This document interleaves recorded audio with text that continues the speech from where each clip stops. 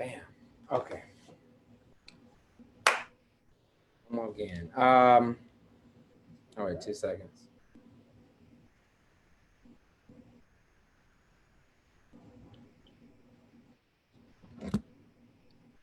All right. And You're live. yep.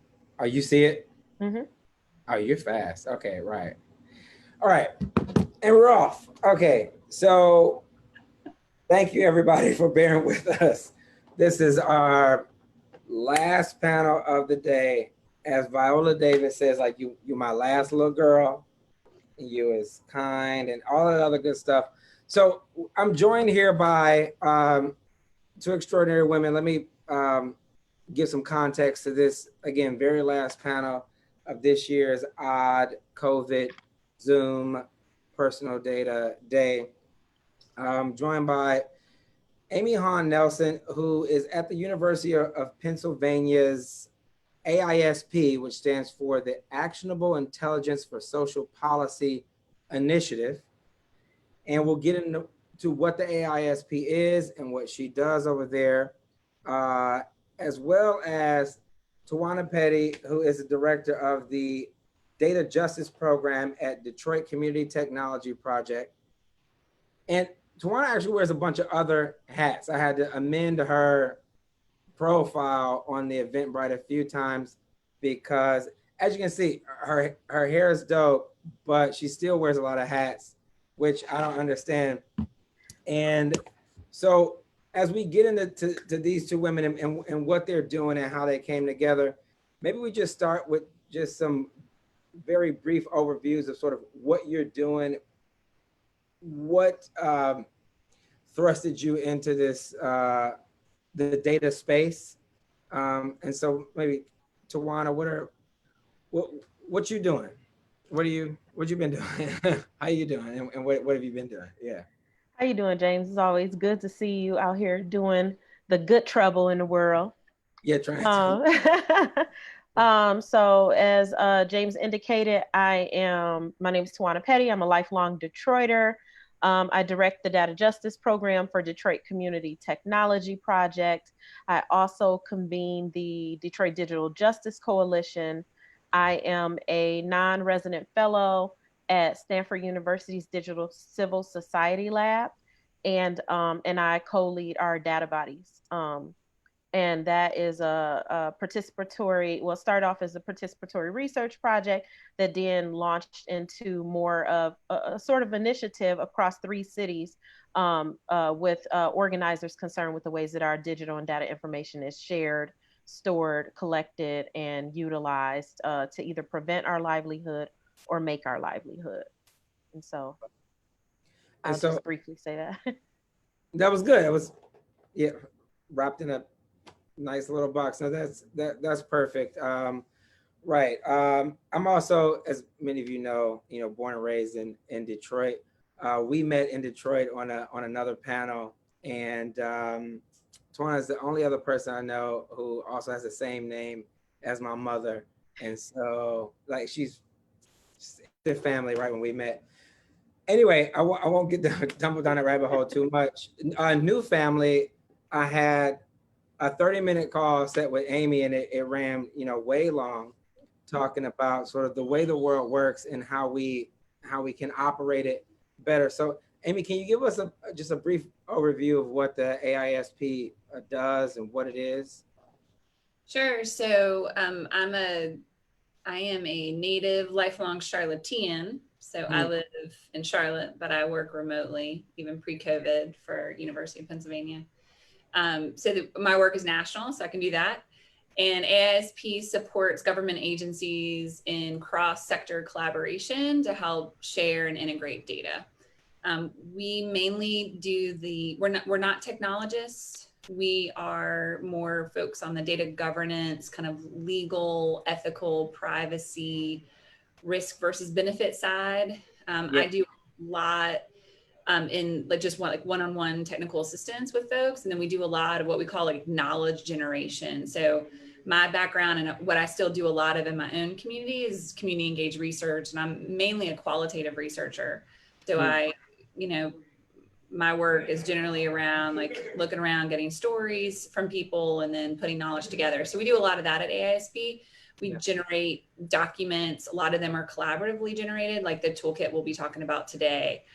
So I describe myself more as like midwife than author, right? Like I'm not birthing the baby, but I'm making sure everything goes all right. So it was a group effort, a collaborative effort, and everything's better when we work together. And so that's a way we develop a lot of our like reports at AISP.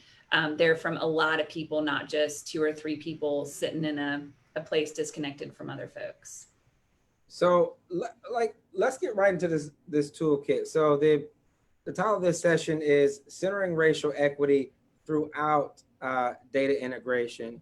And again, this is in the context of how cities and municipalities deal with data. And so we're looking at Amy on the institutional side, although she's not directly with a municipality, but they're advising a bunch of them. And Tawana on the organizing and activism side, saying this is how we think things should happen.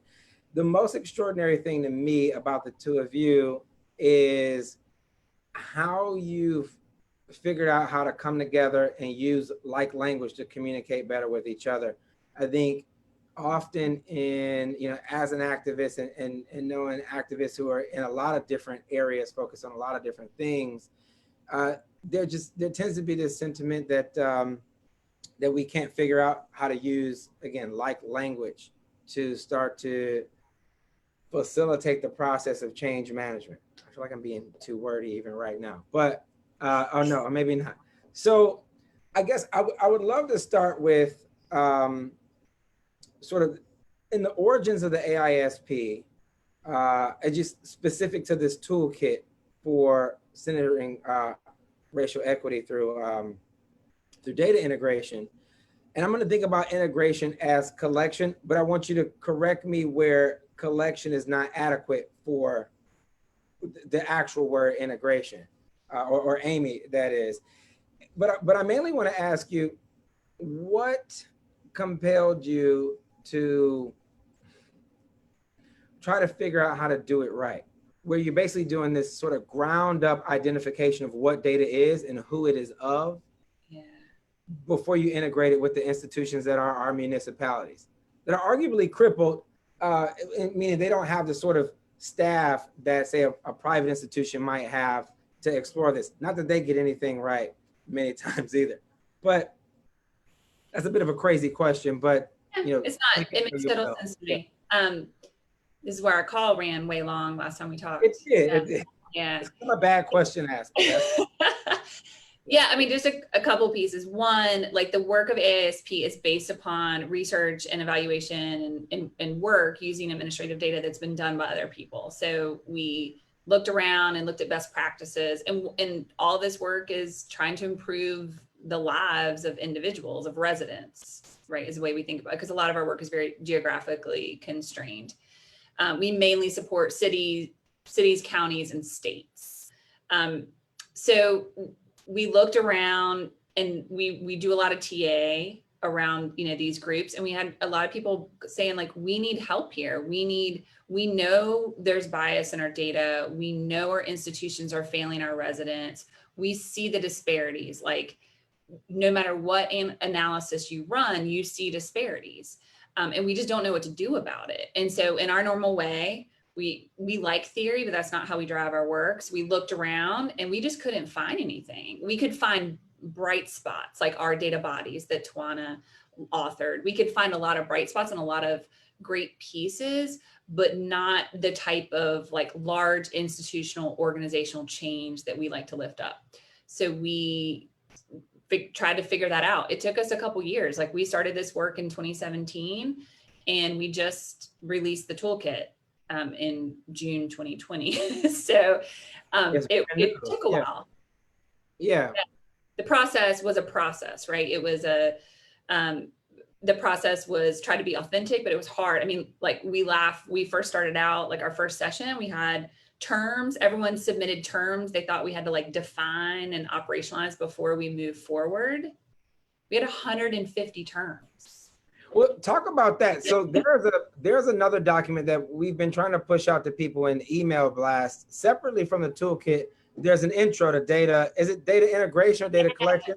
So that was a parallel document that it wasn't funded. We, you know, I'm kind of famous for doing unfunded projects, as any of my colleagues will tell you.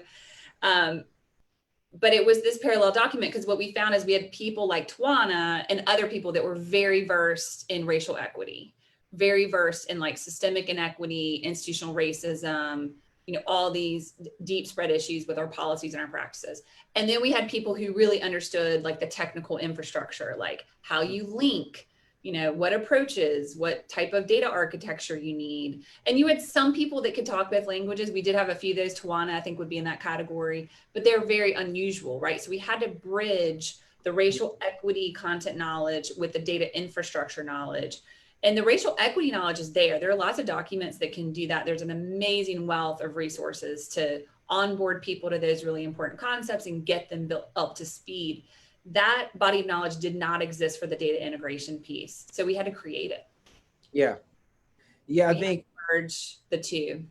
That part is fascinating. Well, just that document also exists to, again, define terms. Because I think in informal conversation and in casual conversation, you know, as we are all using language, I think rarely, even after, sometimes after we define terms, we realize we're never fully understanding, you know, what other folks are saying. And so, you know, we're using stories and making analogies to sort of convey what we mean. So again, folks, we're going to do our best to continue to push these documents out. They just came out and I feel like everyone should know about them if you're using them in whatever city. But I will say, yeah, in the activists that I've met, and this goes back to you, Tawana, that have been sort of in the space of not just data, but sort of tech before that, you know, she's a bit rare. And I think Glenn Weil, who hosted the conference that we met at called Radical Exchange, he was the first person to ask me like, well, do you know, Tawana? And I was like, no, you know, I was embarrassed. You know, and it was sort of this thing, and this is maybe like a crash joke, but it's also the truth. Sometimes you get into these situations where people are like, do you know the other Black people? And you're like, well, of course, no, we don't all know each other. But then a piece of you feels like, well, I should probably know her. And we're from the same city. And through talking, realize anyway, there's all sort of intertwinings. So yeah, I think in other projects, I've dealt with a bunch of activists who are like, you know, we want to come and change something at the city, and we need to know how to do it. How do we do that? So, Tawna, I'd love for you to tell us pre-Amy, right? Pre any of this activity, pre you being sort of the entity that you are, wearing all these hats across different organizations, and then advising orgs that are not dealing in your locale.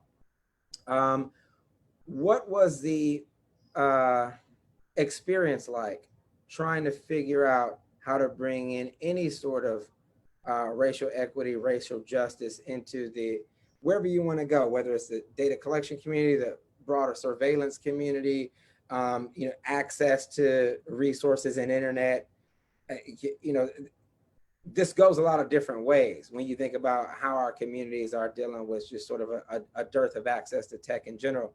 So yeah. Before this, what is that experience like? And who are you dealing with, if anyone at all?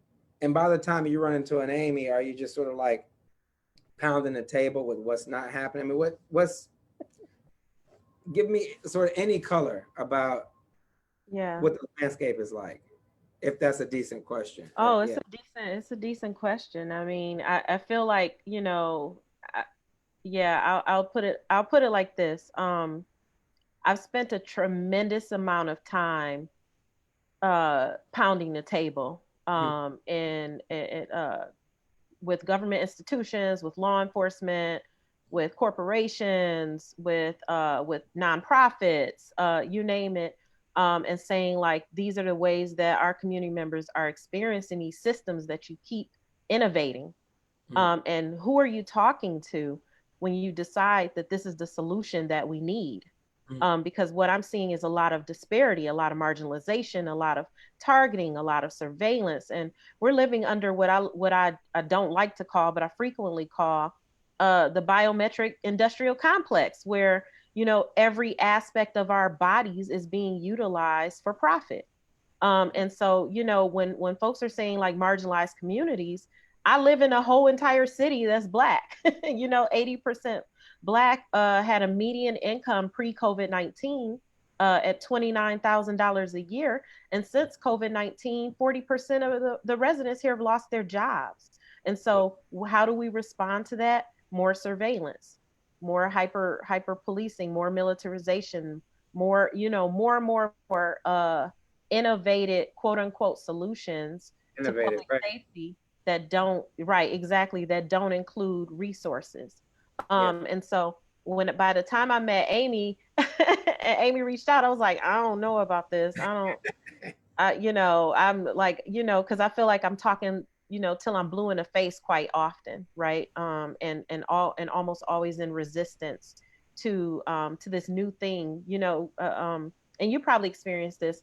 Like you're seen as like, typically I'm seen as like the community member, the Black woman who's passionate, who can bring like that aspect to the table per se.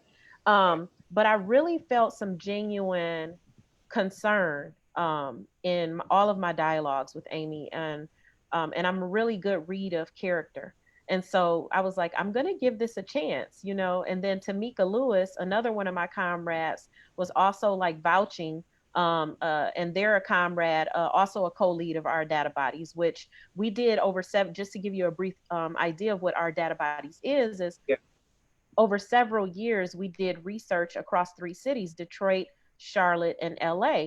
And we were having these community conversations with residents about like how they were experiencing these systems. And there was this constant running theme across 3 cities of, we feel tracked, we feel targeted, we feel surveilled, we feel watched, we don't feel seen.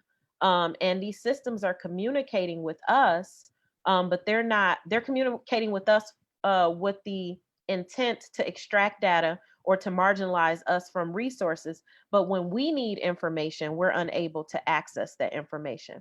Or the smallest mistake that we've made in our lives is being replicated across systems, and then we're being penalized. So if I don't pay my water bill, it's following me. I can't access housing and those sorts of things. And so when Amy was talking about centering equity throughout data integration, of course, Tamika and I were like, we don't want data integrated at all. But I want to go there. But we got into the room and we saw that there were so many stakeholders, like philanthropy, city government agencies, folks who were really trying to figure out how to not replicate harmful systems. And Amy kept bringing us back to the table, like even through shouting matches and even through us saying like, we disagree with this or we disagree with that. There was a level of consistency that I haven't seen. Normally what happens is people bring you to the table, they want to pick your brain. And when you disagree, you don't hear from them again. And then they put something out and then say that you advised. And that is not how this process went. And so I was really excited. And we didn't just travel back and forth. We had phone calls, we had meetings, and this was over a 2-year period, like Amy said. And so, it was tremendous when the toolkit came out. I was really excited. I think I tweeted it, and like the next day, and people from all over the world were like, I've been waiting for something like this. And so, so that is how the process went. And of course, it's a beginning. It's not, this isn't the solution to all the crises, but the fact that there are so many government institutions not centering racial equity, not even talking about racial equity, gives us a tremendous end to that dialogue. Yeah, an interesting, Citigroup just published, and I just saw this because of some other projects that I'm involved in, just via diversity and inclusion.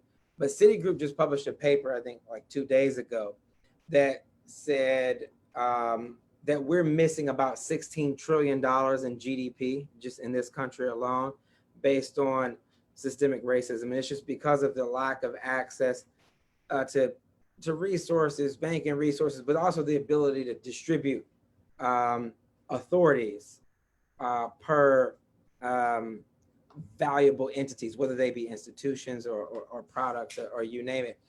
And so again, when I found out what this was, just based on, you know, an email from you, my mind was sort of blown too, because before I was this, you know, politician activist guy, I was really just in corporate change management, or what we liked to call at that time corporate ethnography, or the ethnography of tech. We go into cities, we go into corporations, we go into, you know, large institutions to try to understand what the culture of those institutions are like via the tech that they're using to communicate with each other.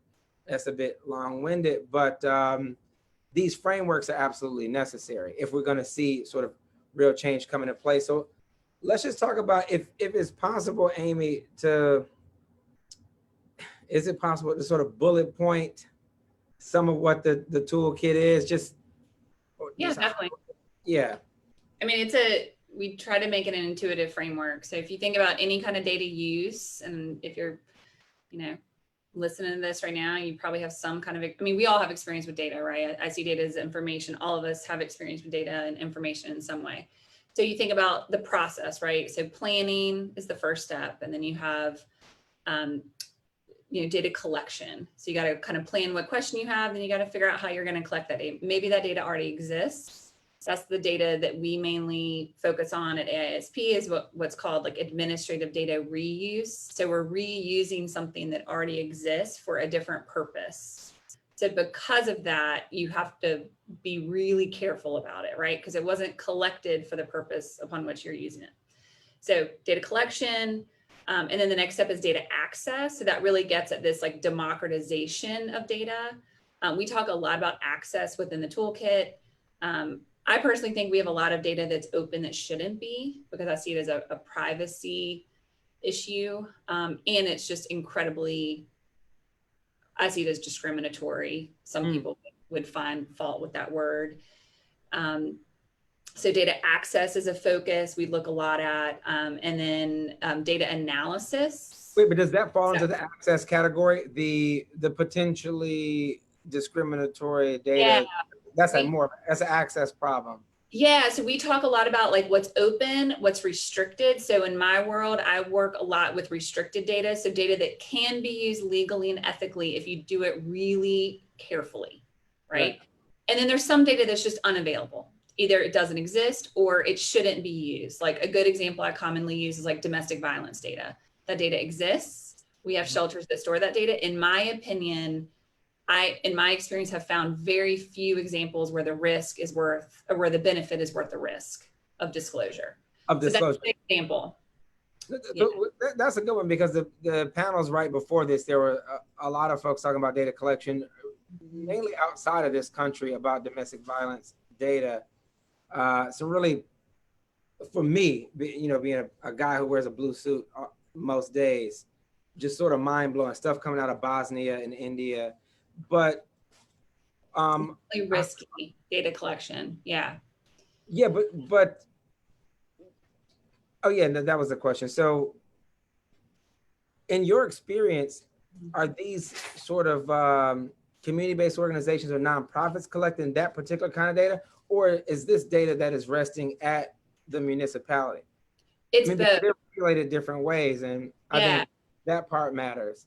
So here's a good example. So we deal with both. So restricted data can be, so nonprofit data is technically private data, which isn't always covered by privacy law. You know, the privacy rule of 74, it's private data. It's kind of the Wild West. But then there's some like hybrid data, like anything in the homeless management information system. So if you have shelter data that is domestic violence related, you know, you may have housing or homeless shelters that have HIV status, domestic violence. I mean, it's a tremendous amount of data where if it's it's a huge privacy risk.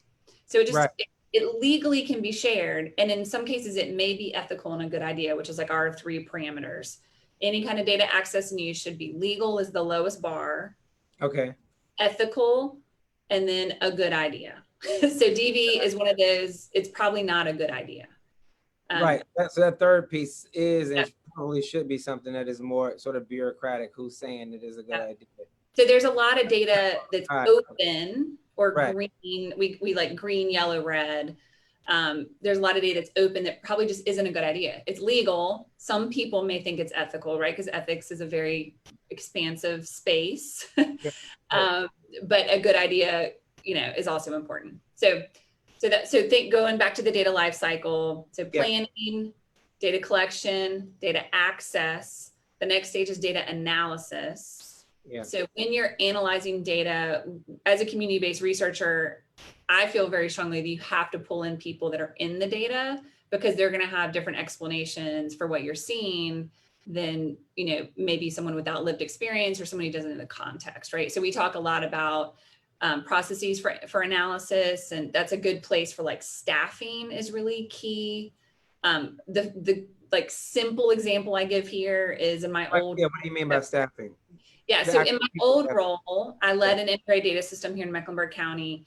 And I always laugh, like, I mean, this was like almost a decade ago. I went in, I'm looking at extracts of a data source, and there literally were no women in the extract. Yeah, I was gonna say, especially about that domestic violence data. You got a board of God, they're not gonna, they're gonna think. Yeah, so I look at it and people are like, oh, no one's ever noticed that. And it's because I was the first woman to look at this extract. Yeah. I mean, like, laugh out loud funny. I mean, like I said, this was a decade ago, but still a good example. So analysis, like people matter. That's a good place where staffing is really important. And then the next stage is use of algorithms or statistical tools. We generally recommend what we call a developmental approach. So like before you use algorithms, you should first be using like tally mark charts or crosstabs as they're called in the statistical world, right? So you should be tabulating things before you're predicting things with a series of data fields. So it should be developmental. You should walk before you run. And then the last stage is reporting and dissemination, like how things are reported and how data is provided is really, really important. And some of the most egregious acts of inequity are in that last stage. And so the toolkit is organized around these 6 stages, and we list out positive practice and problematic. There's tables of these things, and these are all like real life examples. So these are all examples. We sent this out to dozens of reviewers, both part of the work group, work in action contributors, and other people. So dozens of people weighed in and gave real life examples. Everything in there is something that has been experienced in the US with administrative data reuse. When we talk about inequity in the reporting, is that is that because of like potential stigma, things like that, or am I thinking about it the wrong way? Is it? No, that's a perfect example. There are a million ways, right? I mean, the easiest one is you have something that comes out and it's, you know, 120-page paper, or you collect all this community-based data and it's behind a paywall. Like that's another good example. That's what academia does, right? In fact, we're in the process of putting this toolkit in an open source journal for that exact reason. So it can be peer reviewed and cited in the academic literature and available to anyone. We're in the last stages of that. It'll be published in the next couple of weeks. Yeah, I won't lie. I was surprised at myself reading it and then talking to actually some of the folks who were on the last panel about it, and then just saying, because their immediate ask was, does she want to write a book? And I was like, well, I talked to her, and you know, she's written and she's got kids and she's busy, but she hears you and you can read the toolkit. So nothing, just all of that stuff is necessary. I can say as someone so I came back to Detroit briefly during or right after the bankruptcy, and I was interviewing for a deputy CIO role.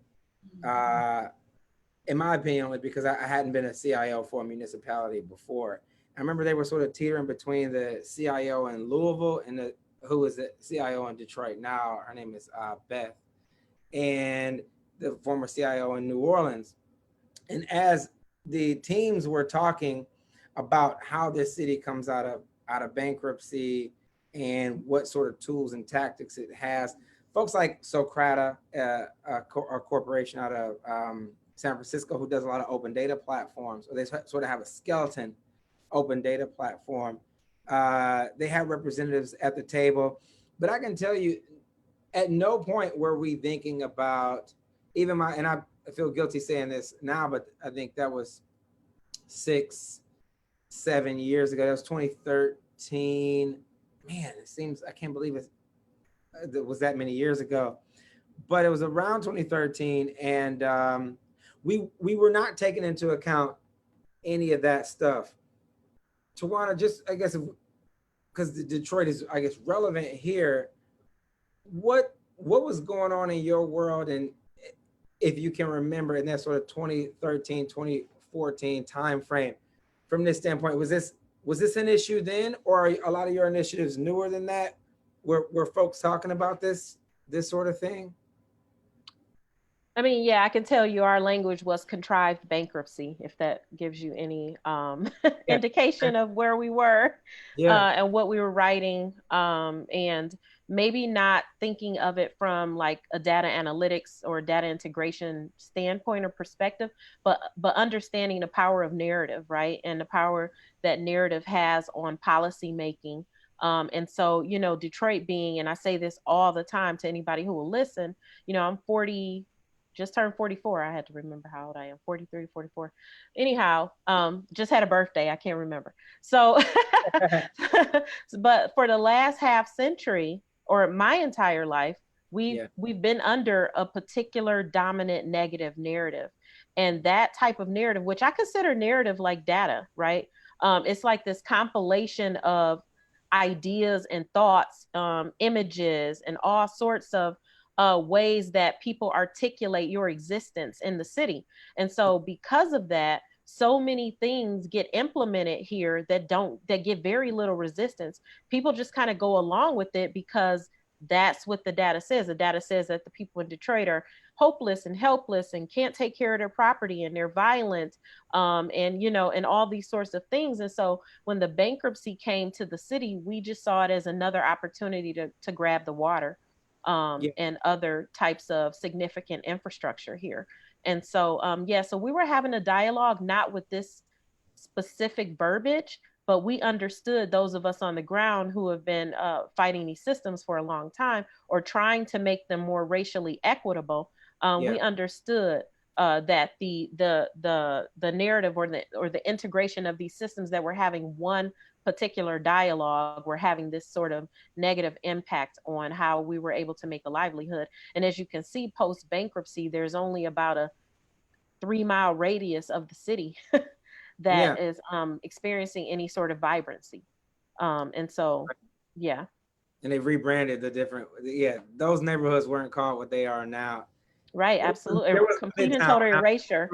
Right, exactly. Yeah.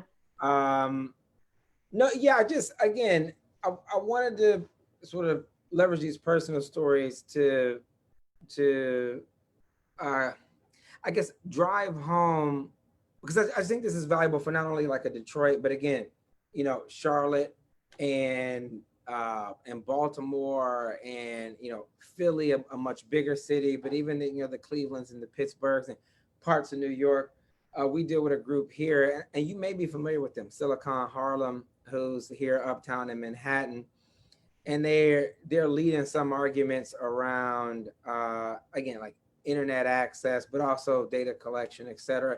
And then there's a lot of new policing data initiatives popping up, which are well-meaning, but don't really have access to information around arrests and violence and arrests and other things. But even going outside of policing, again, there seems to be this dearth of data in so many places. And I think that those exist because a lot of cities are fearful of what will pop up if they collect the data.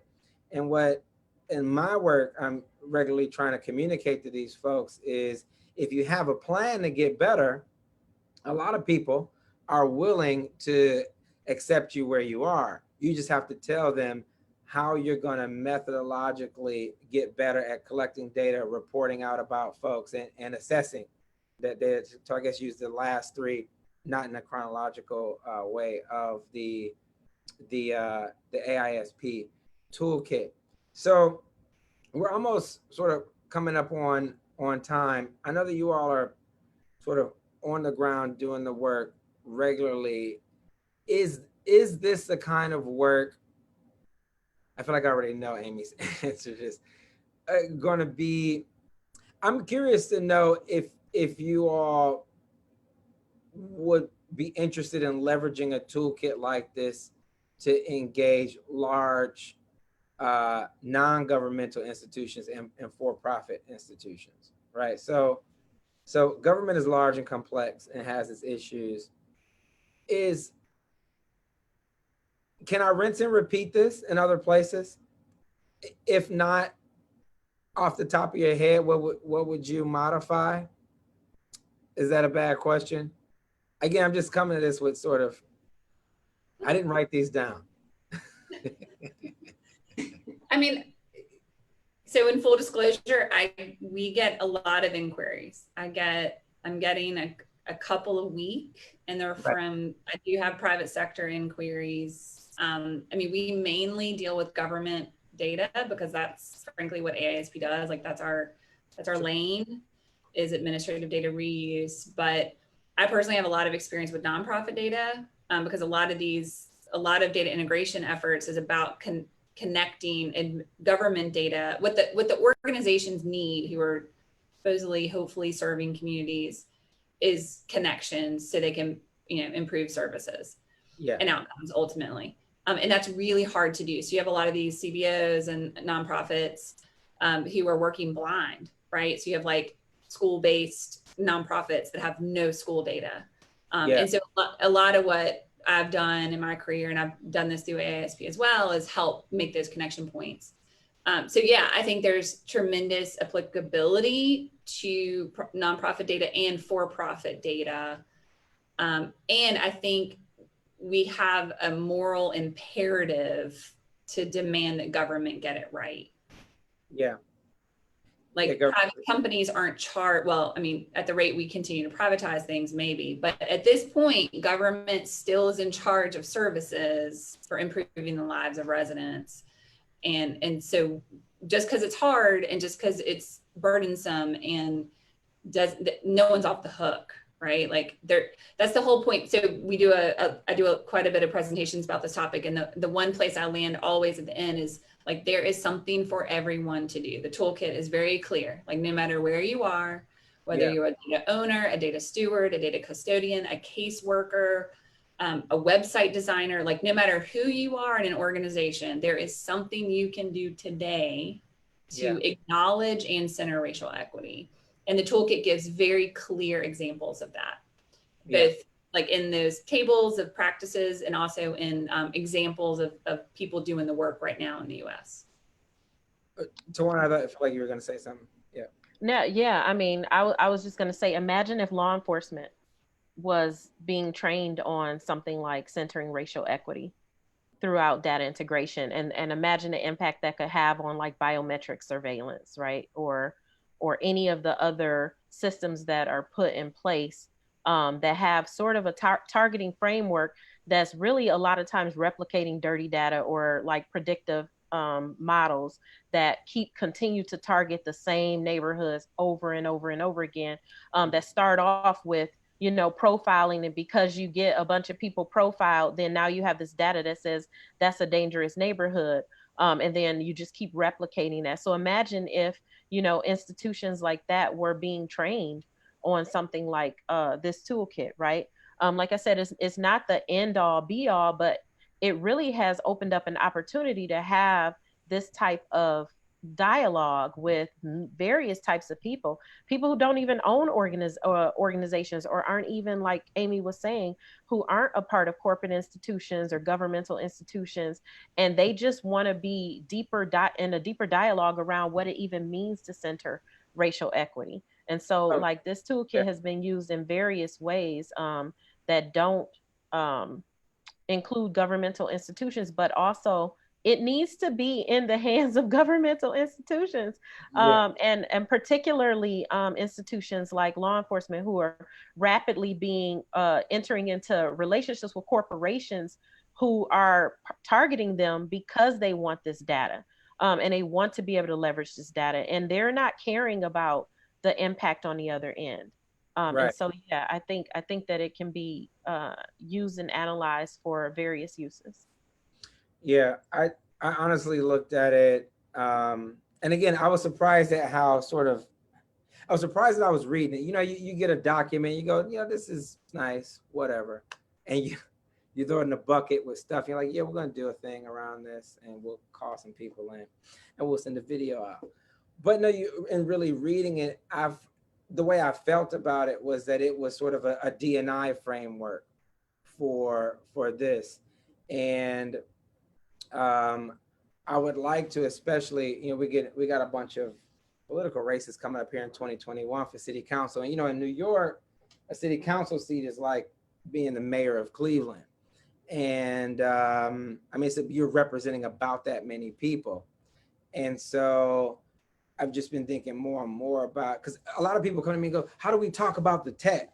Like, well, and I think to Tawana's last point is there are a lot of people who want to figure out how to get involved. We had a pretty large event here at a pretty huge church on the far west side, not just big in congregation size, but it's a big piece of land. It was built by the Rockefellers back in the day. And the NAACP did an event there with a bunch of academics.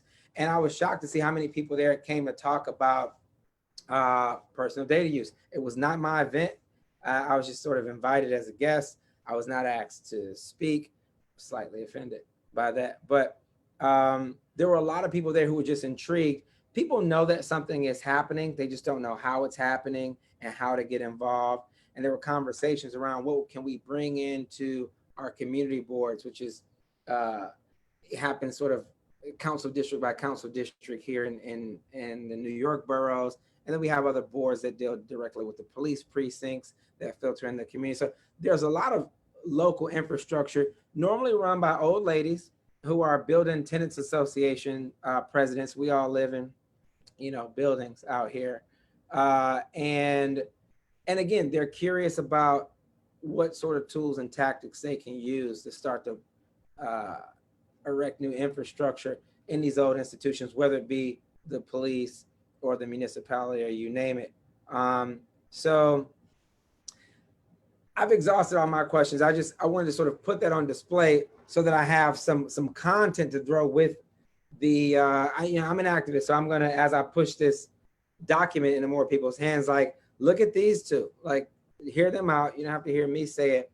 Are there sort of any last thoughts? Oh, you know, before last thoughts, do you see the toolkit being used anywhere that is of particular interest right now, especially like any police departments? Is that popping up on either one of you all's radar? Is something sexy like that happening? Not yet, which is fine if it's not yet. Not yet, but it's definitely my goal. And I'll give you a great example of how the toolkit has been used. So the definition that we all collectively came up with for racial equity has now been implemented into a Detroiters Bill of Rights, of which, James, you know, you and I have been talking about some form of a Bill of Rights for Detroit for years. And so I'm working with 2 city council members in Detroit, and we created the Detroiters Bill of Rights with several other organizations, and we're using that lens to try and amend the city's charter. So here, yeah. Yeah. So that is one way. And then of course, Amy and I were just talking to the Canadian government recently, and we got some officials there that are feeling really good about the toolkit, and are thinking of ways to implement. And so in a roundabout way, it's definitely getting into some really good hands who can make some really good impact on policy and the things that are happening in our cities, and I expect that that's going to continue to be so. Yeah, we'll play. I'll say I have some particular interest in trying to get something similar. I know a lot of folks are talking about policing right now, but in New York, I think the MTA and the Department of Transportation have some unique access to all communities and could really benefit from something like this. And so we plan on trying to engage them with something like this. But anything else from you, Amy? Yeah, I mean, I'll just say like one of the frames that we use for the toolkit is this idea of infrastructure, right? Like you look at the 1800s and our great nationwide infrastructure project were the railroads, right? The 1900s, it was the highway system, and both of which we know now with a historical lens, either like highly developed communities and individuals and plots of land, or completely decimated them, right? And we have that historical record. And so we try to make the argument that our infrastructure project of our century is data infrastructure.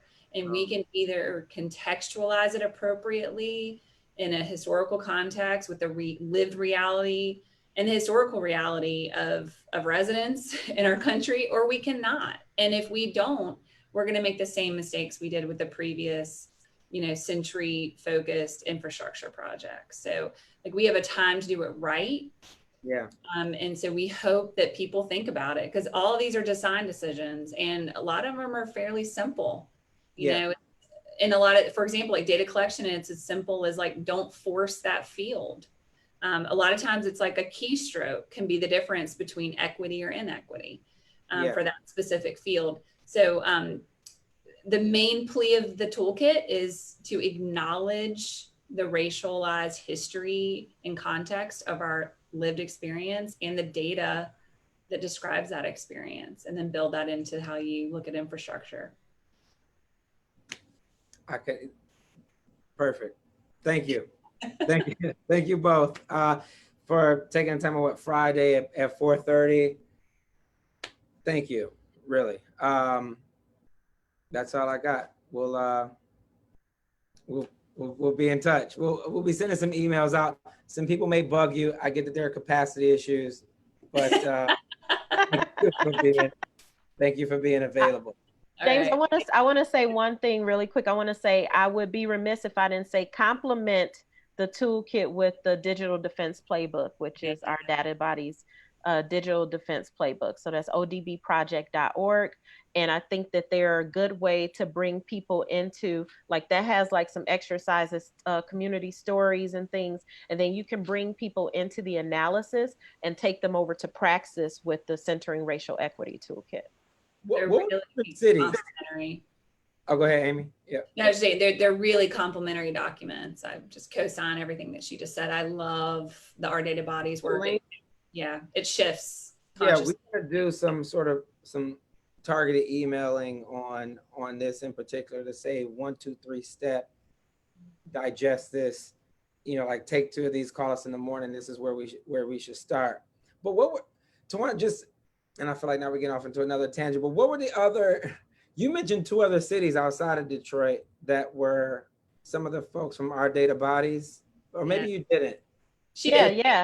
Charlotte was one of them. That's one of the ways in which on how you all met. Kind of. I think I got responded to because people vouched for me in Charlotte, because I'm a community engaged researcher. So thank you for work here. So I think that's how I got a call back from Tawana initially. You can imagine how many researchers I hear from, and it was like Tamika Lewis, and I was like, oh yeah, sure, I'm down. And LA is the other one, particularly working with Mariela Saba and Stop LAPD Spying and LA Can, and they were mostly focused on unhoused populations and Skid Row. And so seeing how those communities who are unhoused experience these systems and how their data is shared and integrated, and how it a lot of times prevents them from becoming housed and from becoming, deeper contributors. We got a huge growing housing crisis. We just did a basic income march a couple of days ago, and the majority of our growth in that particular issue has been with housing insecure folks and a bunch of the formerly homeless and currently homeless living in New York sort of being activists around this issue. We're getting ready to inherit a whole new crisis after our moratorium stops in New York. I'm a little shocked that no one from New York is already working with you all. Amy, I know that you all deal with the city, but I'm a little shocked. And now I feel. Well, you got some great folks there. You have Yeah. some great folks there. You have Dr. Ruha Benjamin. You have Sita. I mean, I'm sorry, Greta. And I'm blanking now. Sorry, Greta. But you have Community Tech New York. You have some folks there, and then there are so many folks in New York who are working on some of these issues. So I'm blanking because it's been a long day, just like you've had a long day. All of us had a long day. And I am going Greta Byram. I'm sorry. I never forget her name. But anyway, there are folks who are working on various levels of access in addition to working on those situations as well. And so I'm happy to do some connections around that. But you're right, New York is a particular beast because, you know, it's going to be 100 times more than what we might experience in, you know, cities that aren't quite as large, but definitely worth. Yeah. And James, just to connect the dots a little bit with AISP, so our co-founder is Dennis Colhane. He's the researcher that did all the work that led to Housing First being like a HUD policy. That was all research that was done in New York City in the 90s. Okay. So full circle, like this is why AISP exists, is to use administrative data to drive policy decisions that are like truly, you know, sure. Yeah.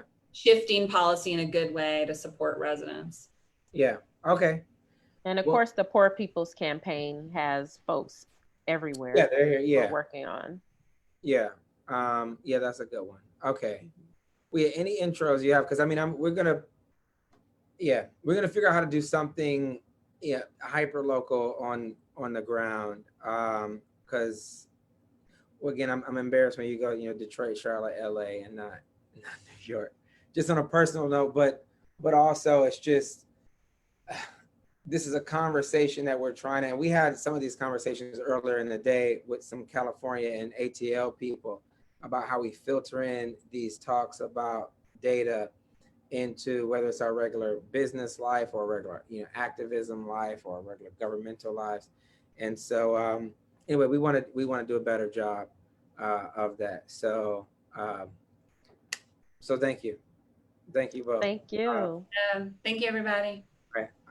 Good dialogue. I cut this thing off, but yes. All right. I'm gonna stop. Yeah. All right. Thank you. You're still live. All right. I think I'm still live. Yes. Okay. Bye. I'm still live right now.